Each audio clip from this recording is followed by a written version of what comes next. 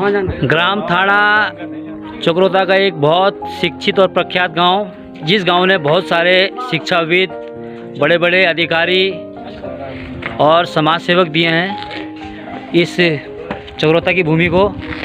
सामने सुंदर क्रीड़ा स्थल बच्चों का, जहां बच्चे खेलते हुए एक आदर्श गांव के रूप में स्थापित ग्राम थाना।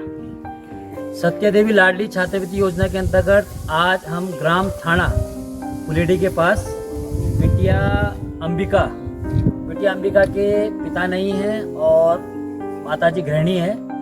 ऐसा परिवार है जिस परिवार में कोई कमाने वाला नहीं है। आज बड़े भाई साहब मनोज थापा जी, जो कि पेशे से चार्टेड अकाउंटेंट है, उनके माध्यम से बालिका को छात्रवृत्ति के माध्यम से गोद दिया जा रहा है। उनकी माताजी श्रीमती किरण देवी जी और पूरन सिंह थापा, जो कि स्वर्गीय हैं, उनकी स्मृति में आज बालिका को छात्रवृत्ति के माध्यम से गोद दिया जा रहा है। संस्था इनके उज्जवल भविष्य की कामना करती है और साथ साथ भाई साहब को इस देवतुल्य कार्य के लिए सादर प्रणाम करती है। इस उपलक्ष्य में अपने बड़े भाई साहब मनोज थापा जी से भी बिटिया के उज्जवल भविष्य की कामना के साथ उनके विचार सुनना चाहेंगे। मैं गौ सेवा फाउंडेशन का हृदय से आभारी हूँ कि उन्होंने इस देवतुल्य कार्य के लिए मुझको मेरा चयन किया है और मैं आशा करता हूँ कि इसी प्रकार के इनके कार्य में सहयोग करता रहूँगा। और मैं एक प्रकार से पुत्री अंबिका की भविष्य की कामना करता हूँ कि इसका भविष्य उज्जवल रहे। और मेरी अपनी ये सोच है कि प्रत्येक बालिका एक देवी स्वरूप होती है।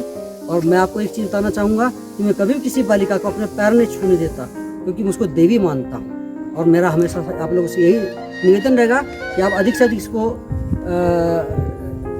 यूट्यूब में ये वीडियो आएगा उसको देखें, सब्सक्राइब करें और आप भी अपनी तरफ से सहयोग करने का प्रयास करें। आप लोग के माध्यम से ये बच्ची का अगर भविष्य उज्जवल होता है तो हम इस देवतुल्य कार्य में हमें सहयोग करना चाहिए।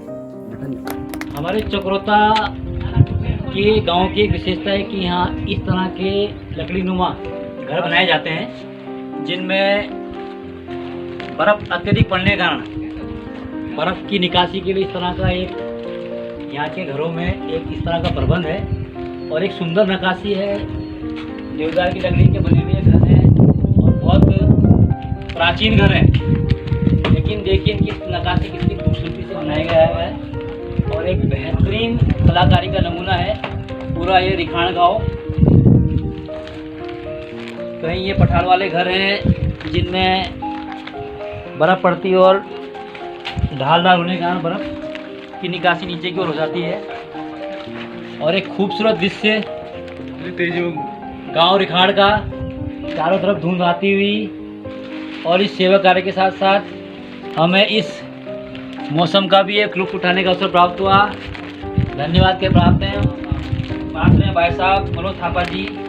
आज जिनके देवतुल्य कार्य के कारण हमें भी ये सौभाग्य प्राप्त हुआ इस देवतुल्य कार्य करने का। इस गांव से भी हम एक बालिका को छात्रवृत्ति के माध्यम से गोद देने जा रहे हैं।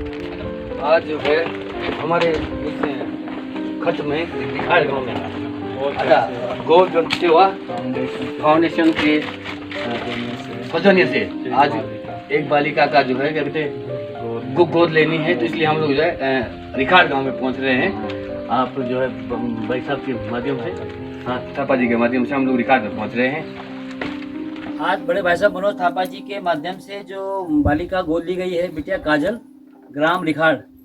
इस बिटिया के माता और पिता दोनों नहीं हैं और एक बड़ा भाई है विशाल, जो कि मजदूरी करता है। और इस बिटिया से छोटा एक भाई और है। इनके माता पिता नहीं और सारा जो भरण पोषण का जो जिम्मा है बेटे विशाल पे है, जो कि अभी खुद भी इतनी उम्र का नहीं है, लेकिन इस छोटी उम्र में भी अपने भाई बहन का ख्याल रख रहा है। मेरा आप सभी लोगों से अनुरोध है, जो इस तरह की बालिकाएं हैं जिनके माता पिता नहीं है या माता पिता विकलांग हैं या बीमार हैं, इस तरह की बालिकाओं की शिक्षा हेतु आगे बढ़कर आएँ और कम से कम एक बालिका को जो समर्थ व्यक्ति है गोद लेने का प्रयास करें छात्रवृत्ति के माध्यम से। नमस्कार, मैं सिमरन जोशी ग्राम प्रधान थाना गो जन सेवा फाउंडेशन का बहुत बहुत धन्यवाद करती हूँ, जिन्होंने हमारे ग्राम से 2 निर्बल वर्ग की बालिकाएं नीलम व अंबिका को छात्रवृत्ति के माध्यम से गोद लिया है। गो जन सेवा फाउंडेशन उन छात्राओं को गोद लेता है जिनके माता पिता नहीं हैं या जो आर्थिक रूप से सक्षम नहीं है।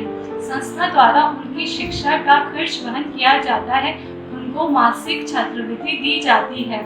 मैं इस फाउंडेशन को अभूतपूर्व कार्य के लिए धन्यवाद करती हूँ। नमस्कार, मैं उमेश जोशी गो जन सेवा फाउंडेशन का दिल से आभार प्रकट करता हूं, जिन्होंने हमारे गांव ग्राम ठाणा चक्राता से 2 निर्धन वर्ग की बालिकाओं को छात्रवृत्ति के माध्यम से गोद लिया है। मैं भगवान से प्रार्थना करूंगा कि उक्त फाउंडेशन के जितने भी सदस्य हैं उनकी मनोकामना पूर्ण हो तथा इस सामाजिक कार्य करने हेतु भगवान उन्हें असीम शक्ति प्रदान करे। धन्यवाद।